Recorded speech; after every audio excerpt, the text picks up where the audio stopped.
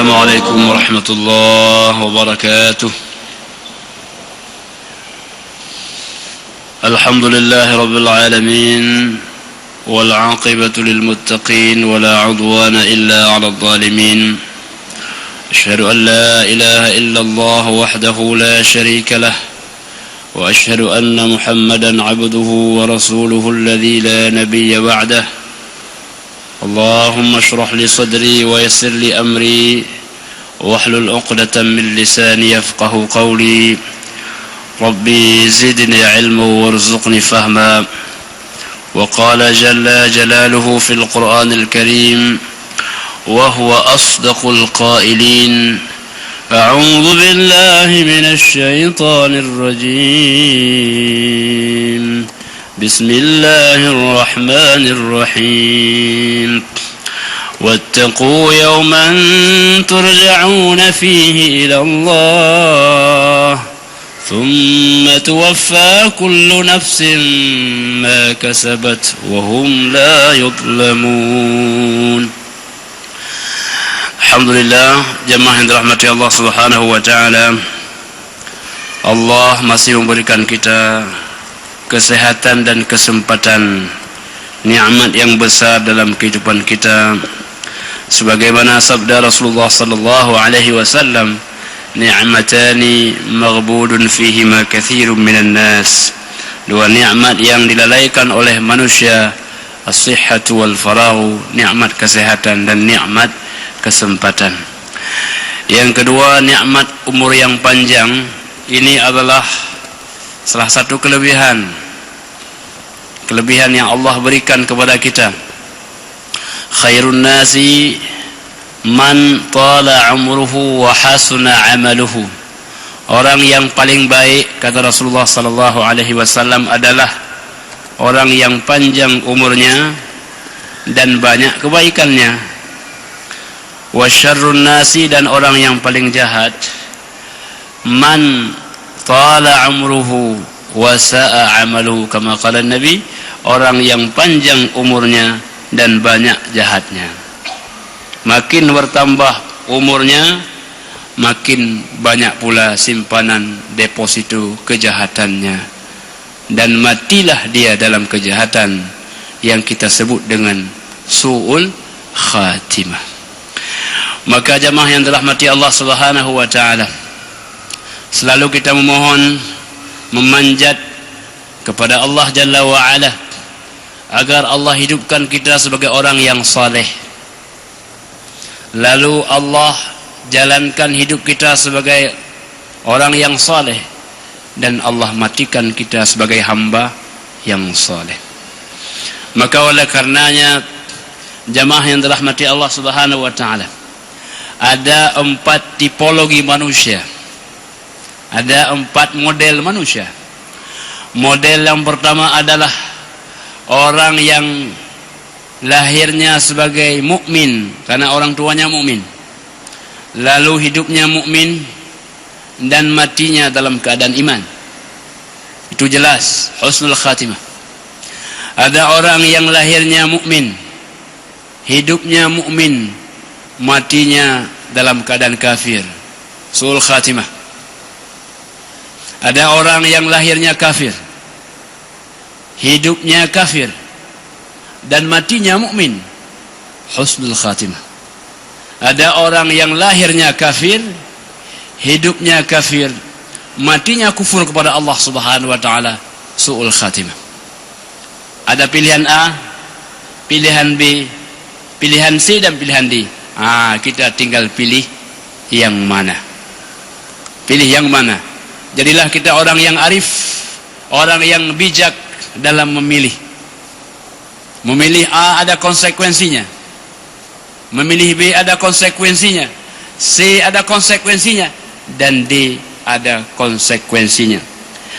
Kata Luqmanul Hakim, anakku, berbuatlah kejahatan sebanyak-banyaknya sejauh kau mampu untuk menahan azabnya. Tidak kularang kau berbuat, silahkan melangu maju, tapi ingat azabnya besar. Berbuatlah sekendah hatimu sejauh kau dapat menahan azab Allah Subhanahu wa ta'ala. Idza nadijat juluduhum baddalnahum juludan ghairaha liyadzuqul adab. Apabila satu kulit yang sudah hancur, Allah gantikan kulit yang lain agar mereka merasakan bagaimana tidak enaknya azab. Hamba Allah yang dimuliakan, pada malam yang sangat mulia ini, yang sangat bahagia ini, kita bersimpuh di hadapan Allah Subhanahu wa taala di rumahnya yang amat sangat mulia. Tidak ada rumah yang paling indah kita berada kecuali rumah Allah. Kecuali rumah Allah Subhanahu wa taala. Kata Allah dalam hadis qudsi, orang yang datang kepadaku, datang sebagai tamuku, akulah orang yang paling tahu apa sajian yang aku akan berikan kepada mereka. Semoga sajian-sajian Allah pada malam ini dapat kita nikmati dengan baik. Oleh-oleh yang luar biasa, ketenteraman, kebahagiaan, ketenangan akan menjadi bahagian kehidupan kita dan bekal dalam hidup dan kehidupan di dunia yang fana ini. Hamba Allah yang dimuliakan, oleh-oleh terakhir yang disampaikan oleh Allah Subhanahu wa taala kepada baginda Rasulullah sallallahu alaihi wasallam, yang menurut ulama inilah ayat yang terakhir turun. Menurut sebagian ulama inilah ayat yang terakhir turun. Apa ayatnya? A'udzu billahi minasy syaithanir rajim. Bismillahirrahmanirrahim. Wattaqu yawman turja'una fihi ila Allah. Thumma tuwaffa kullu nafsin ma kasabat wa hum la yudlamun. Jadi jamaah yang dirahmati Allah, surah ini Al-Baqarah ayat 281. Ada 3 pendapat ulama tentang ayat mana yang terakhir turun. Ada yang mengatakan bahwa yang terakhir turun adalah surah Al-Maidah ayat 3. Al-yawma akmaltu lakum dinakum wa atmamtu alaikum ni'mati wa raditu lakumul Islam dina. Pada hari ini telah aku sempurnakan bagimu hai Muhammad agamamu, dan telah aku ridai Islam sebagai agamamu, dan aku sempurnakan nikmatku kepadamu. Ini ada pendapat. Cuma jemaah yang dirahmati Allah Subhanahu wa taala, ayat ini turun ketika baginda sallallahu alaihi wasallam melaksanakan haji wada'. Ketika beliau di Arafah, maka turunlah ayat ini. Dan baginda sallallahu alaihi wasallam setelah itu masih beliau hidup selama 3 bulan. Masih beliau hidup selama 3 bulan. Ada pendapat yang kedua mengatakan surah yang terakhir turun adalah ayatnya tentang Al-Kalalah. Dan pendapat yang ketiga mengatakan ayat yang terakhir turun adalah ayat yang kita bacakan tadi. Wattaqu yawman turja'una fihi ila Allah. Wahai manusia, ittaqu, takutlah kamu, yawman, akan suatu hari. Hari itu adalah hari kiamat. Hari yang diperintahkan kita untuk takut adalah hari kiamat. Hari yauma la yanfa'u malu wala banun illa man atallaha biqalbin salim. Hari yang tidak ada guna anak dan harta benda kecuali orang yang datang dengan hati, bukan dengan badan, bukan dengan jabatan, bukan dengan kekuasaan, tapi biqalbin, dengan hati. Maka untuk hadir akhirat tidak perlu besar body, tidak perlu. Tidak perlu banyak harta, tidak perlu. Karena yang perlu adalah biqalbin salim, dengan hati yang sehat. Maka hati manusia ini, jamaah yang dirahmatullah, ada 3 macam. Hati kita ini, hati-hati ini ada 3. Yang pertama namanya qalbun marid, hati sakit. Hati sakit. Yang kedua adalah qalbun mayyit, hati mati. Habis sakit kan biasanya mati. Hati mati. Yang ketiga qalbun salim, hati sehat. A, qalbun marid. B, qalbun mayyit. C, qalbun salim, Nah, jadi tinggal jamaah pilih yang mana, A, B, C atau semua benar. Jadi siapa yang hati marid jamaah yang dirahmatullah, hati sakit adalah hati orang munafik. Kenapa mereka sakit? Karena hati mereka ragu. Kalau duduk di masjid ada enggak manfaatnya ini? Habis waktu 1 jam kira-kira apa manfaatnya? Enggak ada manfaatnya. Mereka ragu, duduk juga tapi ragu. Trip tak ceramah aim tak dengar. Itu ragu dia hadir. Ragu. Ini qalbun marid. Ya. Wa idza laqul ladzina amanu qalu amanna. Wa idza khalu ila syayatinihim qalu inna ma'akum innama nahnu mustahzi'un. Bila bertemu dengan orang beriman, kami beriman. Tapi kalau bertemu dengan sesama mereka, mana ada main-main saja dengan mereka. Saya olok-olok mereka tu. Jadi itu jamaah yang dirahmatullah, hati yang sakit, hati yang ragu-ragu. Allah mengatakan fi qulubihim maradun fazadahumullahu marada walahum adzabun alimun bima kanu yakdzibun. Dalam hati mereka ada penyakit. Jadi jamaah yang dirahmatullah, dalam hati mereka ada penyakit. Penyakit apa? Penyakit asyak, ar-raib, penyakit ragu-ragu. Mau mati masih ragu. Ada enggak azab kubur ya? Ada enggak surga ya? Ragu-ragu. Umat Islam enggak boleh ragu-ragu. Wala tamutunna illa wa antum muslimun. Jangan mati kalau belum Islam. Islam, serahkan diri semua kepada Allah, yakin engkau bertemu dengan Allah, baru kau boleh mati. Kalau enggak jangan mati dululah. Jadi ini qalbun marid. Yang kedua jamaah yang dirahmati Allah disebut dengan qalbun mayit. Hati yang mati. Hati mati ini apa? Anzartahum am lam tunzirhum la yu'minun. Mau kau beri peringatan, mau tidak, mau kau ceramahkan, mau tidak, sama saja bagi mereka. La yu'minun. Mereka tidak akan beriman. Mereka tertutup. Summum bukmun umyun fahum la ya'qilun. Mereka tuli, bisu, buta. Mereka tidak punya akal untuk memikirkan kebenaran. Kalau kau lihat benda-benda ini, siapa yang yang menciptakan? Apakah engkau? Nahnu khalaqnakum. Kami yang menciptakan kalian semua. Jadi jemaah yang dirahmati Allah Subhanahu wa taala, ini hati yang mati. Hati yang mati ini mereka tahu, tapi mereka tidak mau tahu. Jadi mereka mungkin paham Al-Quran, mereka mungkin paham hadis. Apa bedanya?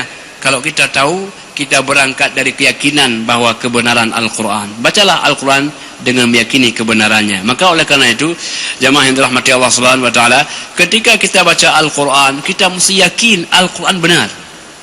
Mulai dengan keyakinan. Zalikal kitabu la raiba fihi hudan lil muttaqin.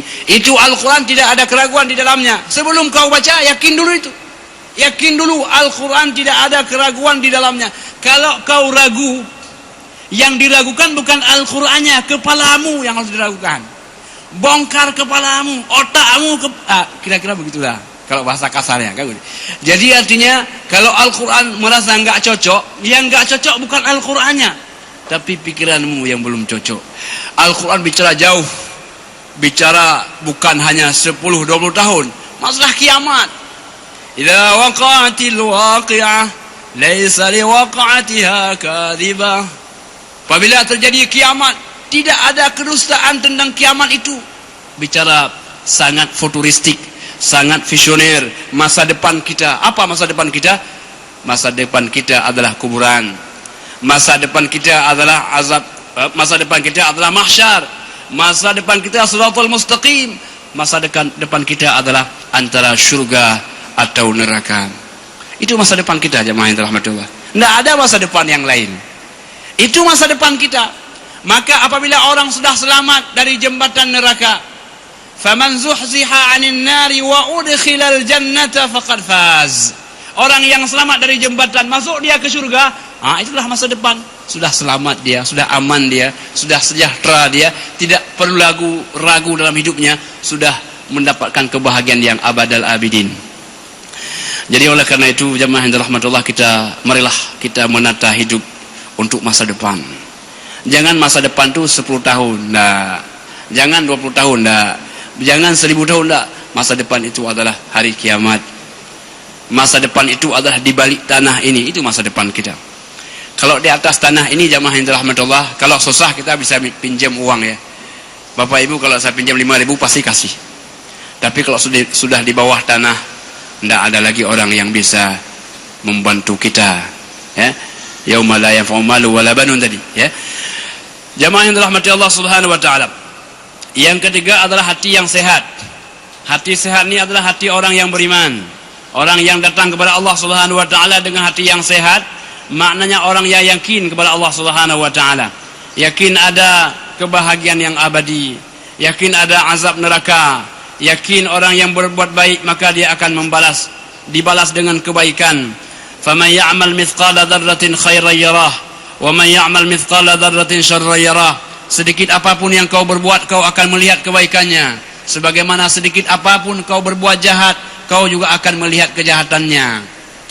Jadi oleh karena itu jamaah yang dirahmati Allah Subhanahu wa taala, ada seorang ulama mengatakan banyak orang yang mati, tapi dia tidak bisa menikmati hidup ini.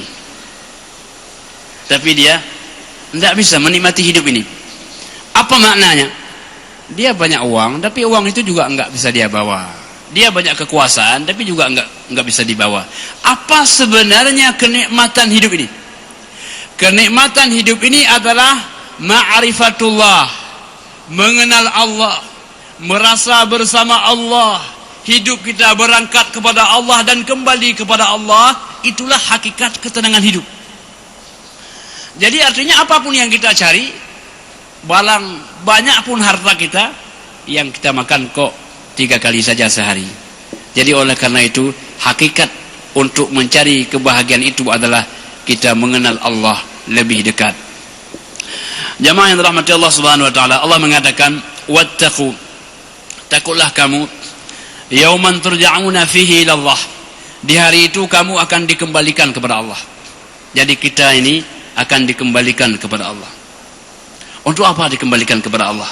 Untuk memberikan pertanggungjawaban.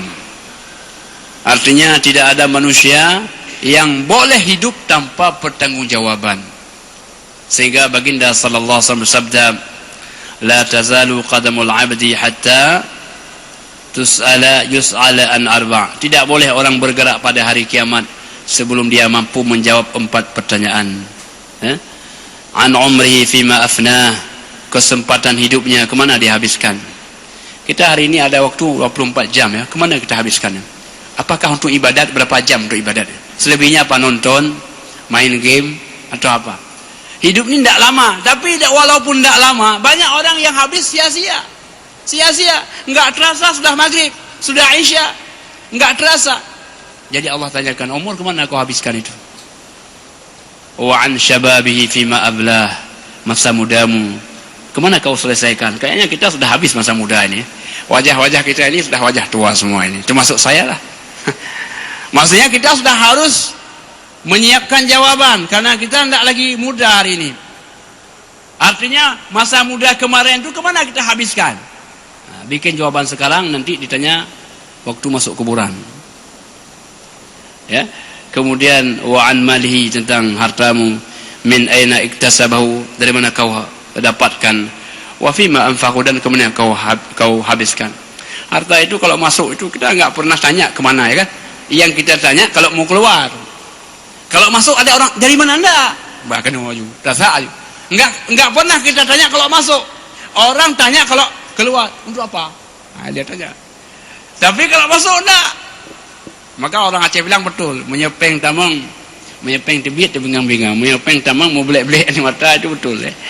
Jadi oleh karena itu, kenapa jamaah yang telah Allah? Karena manusia ini wa innahu li hubbil khairi la syadid. Karena manusia ini sangat senang pada hartanya. Siang malam tidak kenal hujan, badai, dia mencari harta itu. Kan sebagaimana hadis yang kita bacakan kemarin. Ya. Apa namanya? Manhumani, ya. 2 orang yang tidak pernah puas. Ya. Yang pertama talibul ilmi, yang kedua talibul mali. Yang pertama pencari ilmu, yang kedua pencari harta. kalau ada uang 2 triliun kita kata pak hanya menepugat gedung wabah tu tidak pernah cukup ya. Maka baginda sallallahu alaihi wasallam bersabda la yamla'u batnu ibni adam illa bitrab, tidak akan cukup dan tidak akan penuh perut manusia ini kecuali kita masukkan tanah ke dalamnya baru cukup. Yang kasib kaitan dengan tanah kasib. Jadi itulah jamaah yang dirahmati Allah, kita mesti hati-hati dalam hidup ini, karena hidup ini mesti akan ada akhirnya, mesti ada ajalnya, ada batasnya. Idza jaa ajaluhum la yastakhiruna sa'atan wa la yastaqdimun. Kalau sudah sampai ajalnya, mau nangis mau apa terserah, sudah harus berangkat, pesawat sudah siap, harus kita berangkat. Jadi oleh karena itu jamaah yang dirahmati Allah Subhanahu wa taala, Nabi mengatakan aksiru dzikra hadimil ladzat, perbanyakkan olehmu ingat akan penghancur semua kenikmatan. Apa itu? Itulah yang bernama kematian. Kematian. Tidak kenal orang kaya, tidak kenal orang miskin, tidak kenal rakyat jelata, semuanya. Alladzi khalaqal mauta wal hayata liyabluwakum ayyukum ahsanu amala. Allah yang menciptakan mati, Allah yang menciptakan hidup untuk menguji kamu siapakah yang paling bagus kualitas amalmu. Jadi oleh karena itu hidup ini berlomba-lomba meningkatkan kualitas, bukan kuantitas, kualitas hidup kita.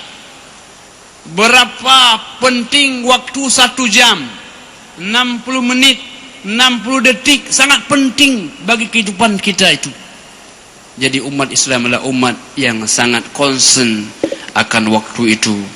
Maka banyak ayat bersumpah dengan waktu, wal asri demi masa, wal laili idza yaghsha demi malam apabila sudah tertutup, ya, wan nahari idza tajalla demi siang apabila telah terang benderang, wadduha wal laili idza saja demi matahari sepenggalan naik. Banyak sumpah dengan waktu agar kita umat Islam umat yang sangat pandai dan arif menggunakan waktu. Hamba Allah yang dimuliakan. Jadi yang ketiga, yang keempat kata Rasul yang ditanyakan adalah wa an ilmihi, tentang ilmunya. Min aina wa fima amila bihi, apa yang dia amalkan dengan ilmunya. Banyak orang yang berilmu tapi ilmu laksana senjata makan tuan. Dia tahu bagaimana fadilah salat berjamaah, dia tahu bagaimana kewajiban menunaikan zakat, dia tahu bagaimana hukum melaksanakan haji, tapi dia tidak mau mengamalkannya.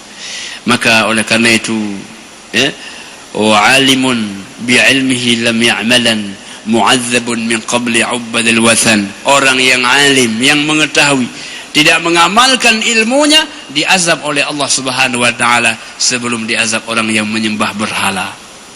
Jadi oleh karena itu, jamaah yang dirahmati Allah, mengamalkan ilmu adalah hikmah. Mengamalkan ilmu adalah hikmah.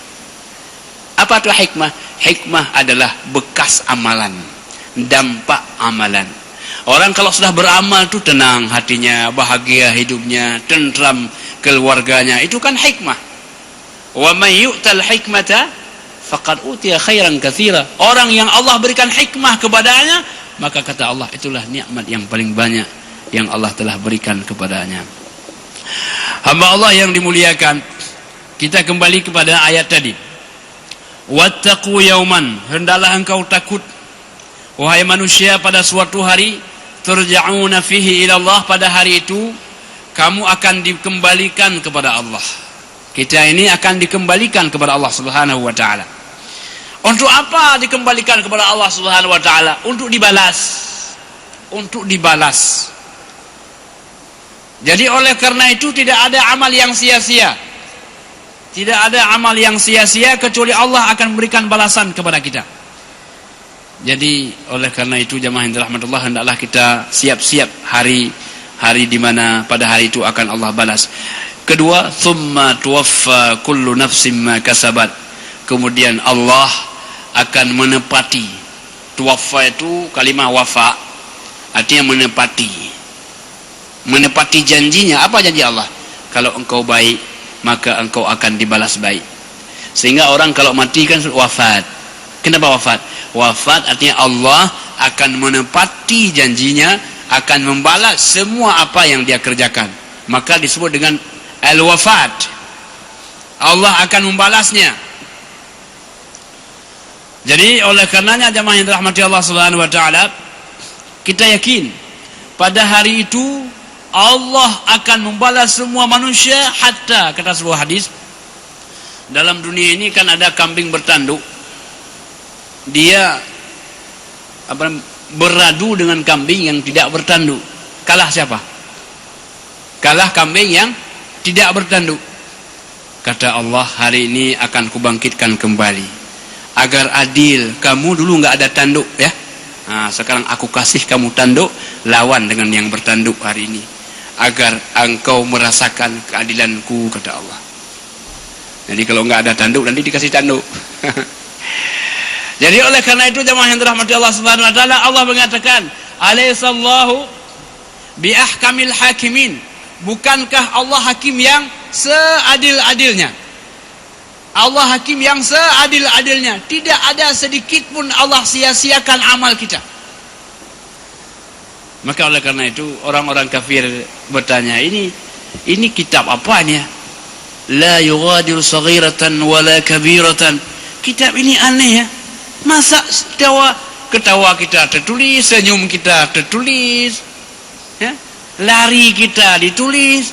La yughadiru saghiratan wala kabiratan. Tidak ditinggalkan semua apa yang kita kerjakan, mulai dari balikkan sampai kita mati, tidak pernah ada sedikit pun yang tinggal. Aneh, mereka melihat ini luar biasa ini. Jadi oleh karena itu jemaah yang dirahmati Allah Subhanahu wa taala, pada hari itu manusia terbagi dua. Yang pertama ashabul yamin, yang kedua ashabus shimal, kelompok kanan dan kelompok kiri. Maka walaupun panjang sekali hidup kita dalam dunia ini, sebenarnya itu disebut dengan satu hari. Walaupun kita beribu-ribu tahun hidup kita, itu dianggap satu hari. Yaumud dunia namanya, hari dunia, satu hari. Kemudian kita akan pindah hari kedua, hari apa? Yaumul akhirah, hari kemudian. Tidak ada 3, 4, satu hari saja.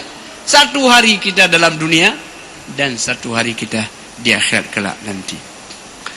Maka jemaah yang dirahmati Allah Subhanahu wa taala,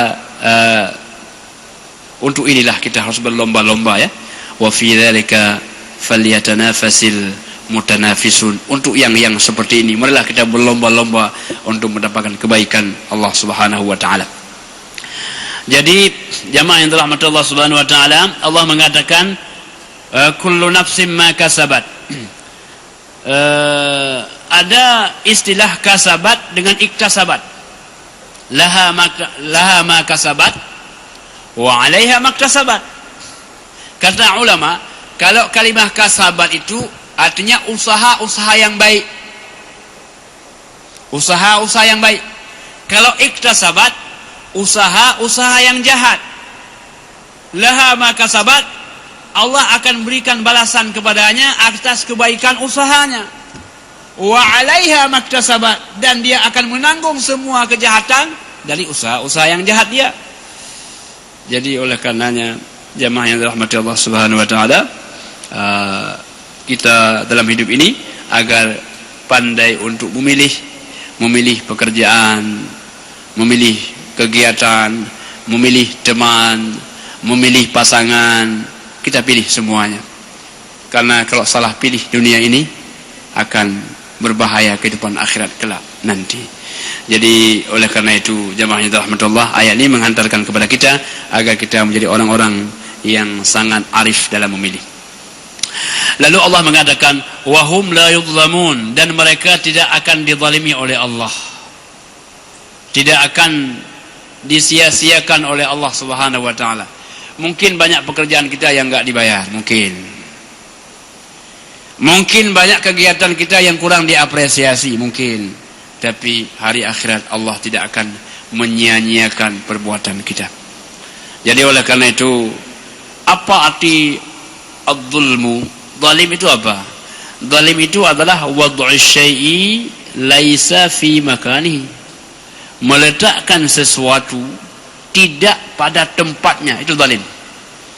Kita makan minum habis itu berjudi. Ini zalim. Kata Allah, kau makan makanan yang saya beri, kau minum minuman yang saya beri untuk bermaksiat kepadaku. Jahat engkau. Orang makan nikmat Allah kemudian berzina. Kata Allah, bukan untuk itu saya berikan nikmat untuk kau. Nikmat ini adalah wasilah, media agar kamu mudah melakukan kebaikan kepada aku. Jadi oleh karena itu betapa zalimnya manusia. Kenapa zalim? Karena nikmat Allah siapkan itu untuk pengabdian. Allah berikan kita mobil, Allah berikan kita kenderaan, Allah berikan kita makanan yang cukup. Dengan demikian kita kuat untuk beribadah kepada Allah Subhanahu wa taala. Ternyata kekuatan itu dipakai untuk kejahatan. Jadi ini namanya orang yang zalim. Jadi sebenarnya jemaah yang dirahmati Allah Subhanahu wa taala, yang zalim itu adalah kita. Yang membuat kita sengsara celaka itu kita sendiri. Wa ma zalamahumullahu walakin kanu anfusahum yadhlimun. Allah tidak pernah menzalimi seorang hamba, tapi hambalah yang menzalimi diri mereka sendiri. Jemaah yang dirahmati Allah Subhanahu wa taala, ayat ini ayat penengah. Ayat penengah. Sebelum ayat ini Allah sudah jelaskan tentang pengharaman riba. Ya. Allah sudah jelaskan tentang pengharaman riba. Wa halallahu al-bay'a wa harrama ar-riba. Faman ja'ahu maw'idatun min rabbih fantaha falahu ma salafa wa amruhu ila Allah. Ayat sebelumnya Allah telah mengatakan, wahai manusia, aku telah haramkan kamu riba. Tetapi orang-orang yang berhenti ketika ayat turun, dia berhenti, tidak lagi melakukan riba itu, maka modal-modal awal dari riba itu sudahlah boleh, karena sayang kepada manusia. Yang sudah itu sebelum ayat ini turun ya sudahlah, tapi setelah itu jangan lagi. Jadi Allah jelaskan kepada kita, ketika Allah mengharamkan sesuatu, Allah berikan jalan keluar. Apa jalan keluar? Wa halallahu al-bay'a wa harrama ar-riba. Allah halalkan bagimu jual beli. Jual beli halal, tapi riba adalah haram. Jadi kalau Allah haramkan 1%, Allah halalkan yang lain 99%. Kalau Allah haramkan riba, Allah halalkan jual beli, sewa menyewa, banyak model usaha yang lain yang boleh dikerjakan oleh manusia. Wahai manusia, kenapa kau berlomba-lomba untuk mencari kejahatan? Bukankah yang halal itu banyak? Bukankah jalan yang baik itu banyak? Kenapa kau lebih cenderung untuk melawan saya? Bukankah engkau hamba saya? Tidakkah pernah aku menzalimi kalian? Kenapa kalian menzalimi diri kamu? Jadi itu sebenarnya jamaah yang dirahmati Allah, kalau manusia berpikir, Allah ketika mengharamkan sesuatu ada maqasid, ada hikmahnya. Kenapa Allah haramkan itu? Ada maqasid.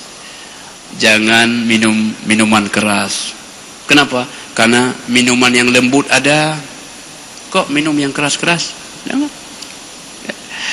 Wa ithmuhuma akbaru min naf'ihima. Ya.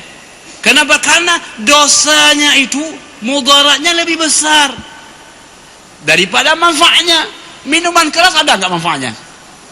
Ada, katanya orang semangat berbuat jahat maksudnya. Tetapi mudaratnya lebih banyak. Dengan itu dia pukul orang, dia pukul istri dia, hilang akal dia, ya. Lebih banyak mudaratnya. Kenapa Allah haramkan judi? Karena judi dapat menghasilkan permusuhan. Orang yang kalah pasti benci kepada orang yang menang, kapreh tu. Nah, kamlai.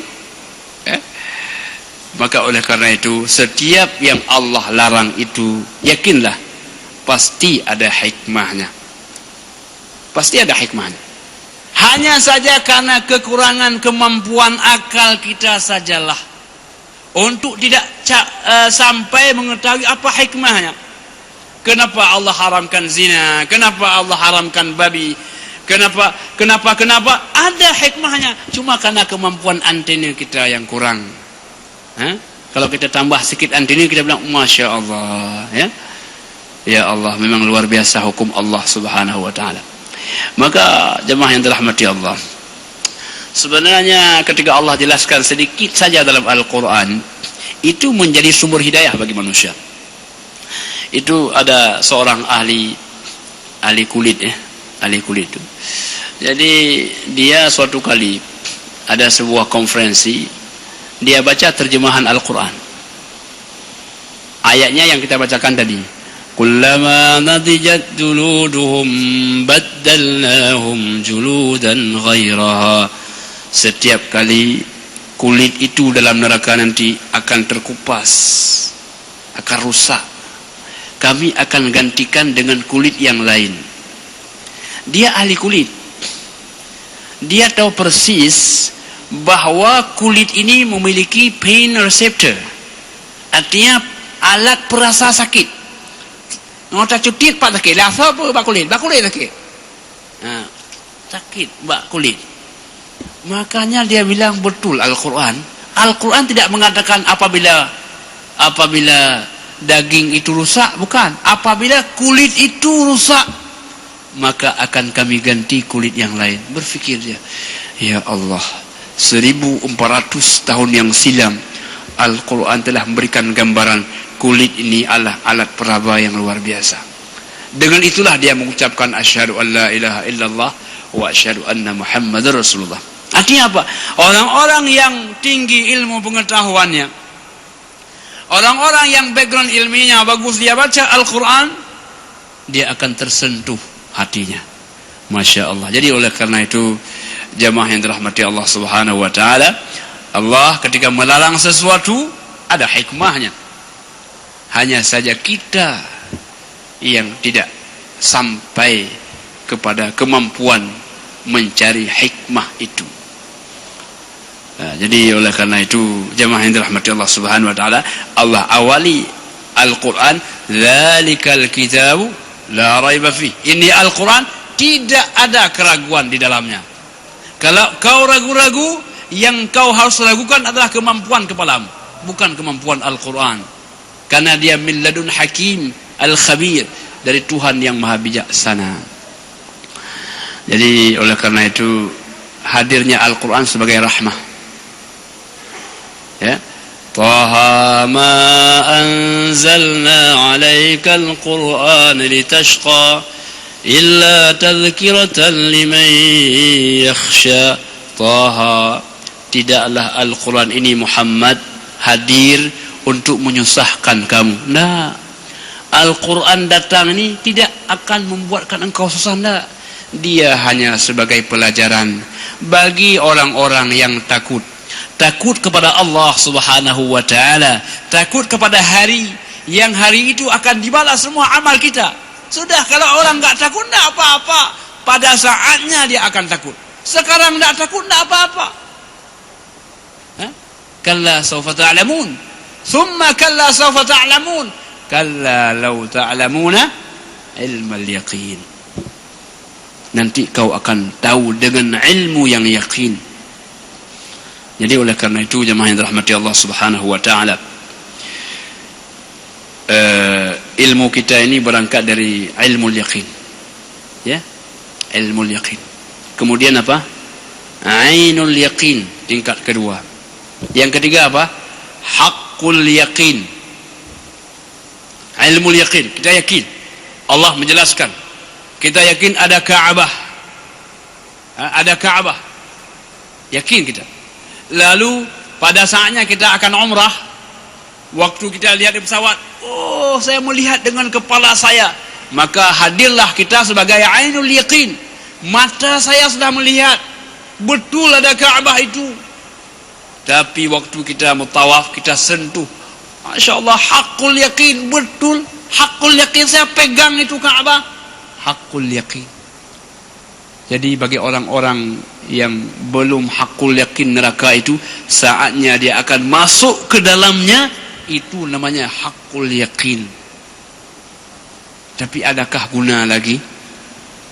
Ya laitani kuntu turaba. Aduhai ya Allah, kalau saya jadi tanah saja, tidak sanggup ya Allah seperti ini. Tidak sanggup saya seperti ini ya Allah. Jadi oleh karena itu, tentu penyesalan selalu datang di kemudian. Tidak ada orang belum berbuat sudah nyesal, tidak. Tapi nyesal itu ada di kemudian hari. Hamba Allah yang dimuliakan, ini ayat penengah. Ayat penengah. Setelah ayat ini, wattaqu yauman, takulah engkau kepada suatu hari. Sebelumnya ada ayat tentang pengharaman riba. Setelahnya apa? Setelahnya ada ayat tentang hutang. Wahai manusia, aku telah haramkan bagimu riba. Dulu orang kalau berutang, itu kan, berutang kepada seseorang 5 juta. Oke, bayar kapan? Tanggal 2 bulan 2 2017. Sampai waktunya tanggal 2 bulan 2 2017. Datang kepada yang punya uang, Pak, saya tidak sanggup. Oh, nggak apa-apa. Kalau tidak sanggup tinggal tambah nanti. Tidak sanggup 5 hari berarti berapa persen dikalikan, tidak ada masalah. Makin lama makin oke. Ya, dia justru berdoa agar orang ini nggak mampu bayar pada waktunya, sehingga makin lama makin baguslah. Ini utang pada zaman jahiliyah. Termasuk yang paling besar adalah utang Abbas. Abbas bilang silakan, ini ambil harta silakan. Saya utangkan, mau kemana silahkan. Tidak ada masalah, jangan pikir-pikir. Nanti pokoknya kalau nggak sanggup bayar tanggal sekian, kapan-kapan bayar. Yang penting jangan lupa. Kamu pun juga jangan lupa. Yang kamu pun juga jangan lupa. Jadi jamaah yang telah mati Allah Subhanahu Wa Taala, maka Allah hendak mengatakan, wahai manusia, Allah tidak mengharamkan kamu berutang, dah. Yang tidak boleh adalah ribanya. Utang itu transaksi membantu orang lain. Bukan tidak boleh. Tapi yang tidak boleh itu apa? Itu yang tidak boleh. Tak cekak orang kasihin. Itu yang tidak boleh. Orang kasihinkan sakit, ngedro, kecirit, orang yang pihan apa. Ngelake pengen berkata, you tamah dalam sekian persen engkau habis. Ya, sudah jatuh. Ringan waktu ya kabeh itu. Jangan, tidak boleh begitu. Maka Allah Subhanahu Wa Taala setelah itu mengatakan, ya ayyuhalladzina amanu idza tadayantum bidainin ila ajalin musamman faktubu. Wahai orang yang beriman, kalau kamu berutang. Karena begini, ketika berutang kata orang kaya, kalau begitu Pak, nanti artinya kami orang kaya ini kan rugi. Kami utangkan dia, lalu enggak dibayar lagi. Alah, enggak usah kasih utang lah. Ngapain kasih utang? Jangan begitu. Wahai manusia, kamu dalam hidup ini ada 2 akad. Yang pertama adalah akad komersial. Yang kedua adalah akad sosial. Akad komersial, kamu memang ketika melakukan transaksi untuk tujuan laba. Tapi yang ini adalah akad sosial. Kamu orang kaya, hendaklah ada rasa membantu orang lain. Disebut dengan akad sosial. Memang kalau kita utangkan orang lain, mesti rugi. Minimal uang kita kan dipakai oleh dia. Rugi. Rugi secara komersial. Laba secara sosial. Man dzalladzi yuqridu Allah qardan hasanan fayudha'if lahu. Orang yang mengutangkan Allah. Bagaimana maknanya? Mengutangkan orang miskin, maka Allah yang akan melipat gandakan kepadanya. Tidak ada yang rugi. Tadi kan? Tidak ada yang rugi. Maka oleh karena itu, umat Islam ini ada sisi dia berfikir komersial, ada sisi dia berfikir sosial. Kan tidak bisa hidup kita tanpa orang lain. Tidak bisa hidup tanpa orang lain. Ya. Oh, tak apa belau, benar urung belau. Tak mekah na urung belau ke buah. Ya. Kabeh makanan kalau paju ya berarti hana laba. Jadi ada orang beli. Orang beli inilah kita ada hubungan dengan orang lain. Laba kita karena ada orang beli. Orang beli itu adalah orang di luar kita. Kalau begitu banyak laba begitu, kenapa sekali-kali enggak sedekahlah dengan cara akad sosial, kan boleh ya. Jadi makanya wa fi amwalihim haqqun lis-sa'ili wal mahrum. Dalam harta mereka ini ada hak orang yang meminta-minta dan hak orang yang tidak meminta-minta. Demikian dan terima kasih kepada Allah jualah kita mohon diri. Billahi taufiq wal hidayah. Assalamualaikum.